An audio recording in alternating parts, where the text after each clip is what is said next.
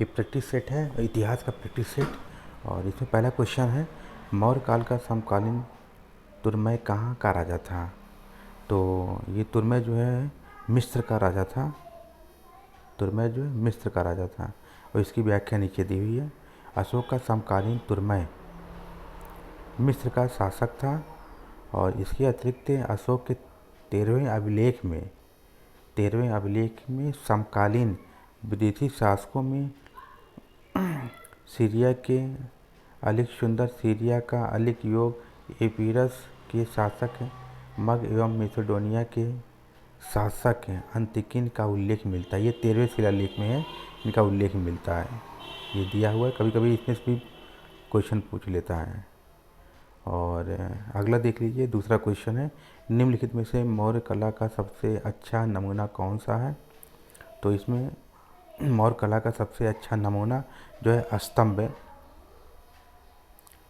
है, जो नीचे इसकी व्याख्या दी हुई है।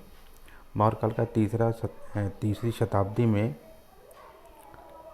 के महान गोलाकार पाषाण स्तंभों और उत्कीर्ण सिंहों ने दूसरी और पहली शताब्दी ईसा पूर्व में स्थापित विभिन्न हिंदू और बौद्ध प्रसंगों वाली परिपक्व भारतीय आकृति मूलतः मूर्तिकला का मार्ग प्रशस्त किया है। मान लीजिए इसका जो है डी आंसर सही है। और तीसरा क्वेश्चन देख लीजिए, अशोक ने मनसेहरा जो पाकिस्तान में है, मनसेहरा जो पाकिस्तान में अभिलेख है अशोक का, सह्याजगढ़ी जो पाकिस्तान में भी है, प्राप्त बृहद शिलालेख में किस लिपि का प्रयोग किया गया है? तो इसमें जो है खरोष्टी लिपि का प्रयोग किया गया है, खरोष्टी लिपि का प्रयोग किया गया है और ये सब पाकिस्तान में है। यदि ये शाहजहाँगढ़ी या मानसेहरा पाकिस्तान में अभिलेख है, खरोष्टी लिपि।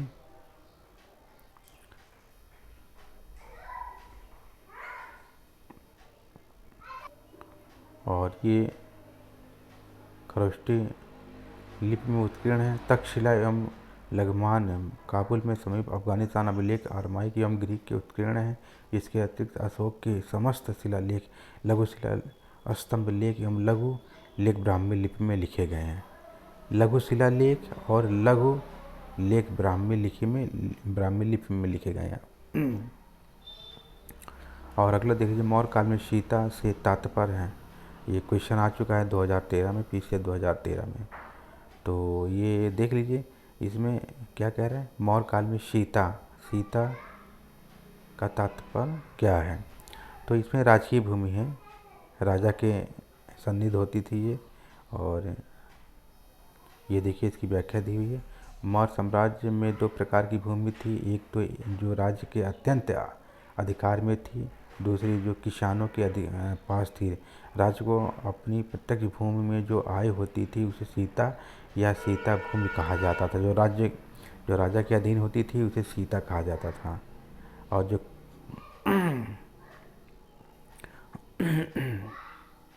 तो अगला देख लीजिए, निम्नलिखित में अभिलेखों में से किसमें अशोक का नामोल्लेख हुआ है? ठीक है, और ये नामोल्लेख हुआ है गुर्जरा में और इसकी व्याख्या नीचे दी हुई है। अशोक के इतिहास में पूर्णतः उन अभिलेखों में ही ये प्राप्त होता है कि उनके अभी तक 40 से भी अधिक अभिलेख प्राप्त हुए हैं। जो सर्वप्रथम मास्की अभिलेखों में अशोक का नाम मिलता है। मास्की अभिलेख में अशोक का नाम मिलता है। यह अभिलेख आंध्र प्रदेश राज्य में रायचूर जिले में स्थित है। ये कहाँ पर है? आंध्र प्रदेश में है। मास्की अभिलेख जो है ये आंध्र प्रदेश के रायपुर जिले में स्थित है। गुजरा लेख भी इसका नाम अशोक मिलता है, जिसमें भी मिलता है। कालसी शिलालेख उत्तराखंड राज्य में देहरादून में स्थित है। यह अभिलेख ब्राह्मी लिपि में है। इसकी खोज 1837 में हुई थी। और अगला क्वेश्चन देखिए, छठा क्वेश्चन है, कहाँ से प्राप्त अभिलेखों में मौर्य काल में अकाल, सूखा जैसे देवी प्रकोप समय राज्य द्वारा राहत कार्य किए जाने का विवरण मिलता है? और इसमें यह है महास्थान सागौरा में। व्याख्या इसके नीचे दी हुई है। महाराष्ट्र जो बांग्लादेश में है, सागौरा जो उत्तर प्रदेश में है। इसमें जो है क्या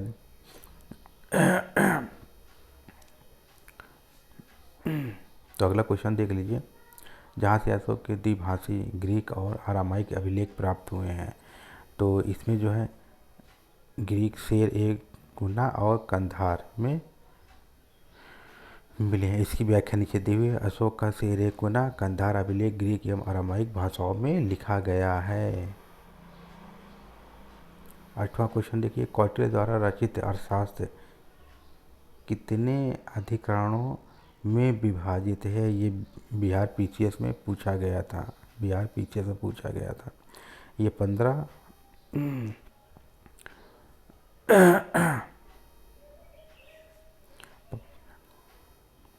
और ये इसकी व्याख्या दी हुई है।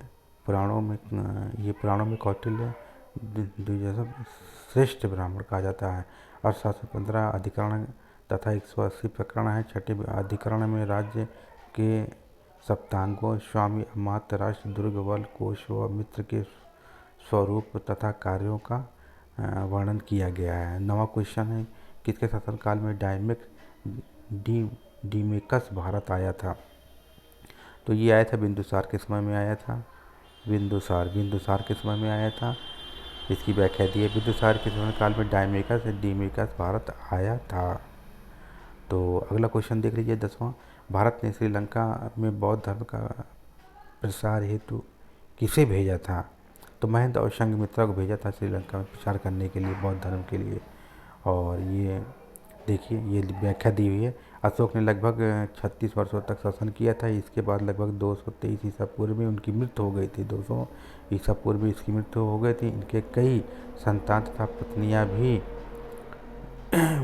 पर इनके बारे में अधिक पता नहीं है। और इन्हें महेंद्र और पुत्री संघमित्रा ने बौद्ध धर्म के प्रचार के लिए इनको श्रीलंका भेजा था। महेंद्र और के प्रचार के लिए।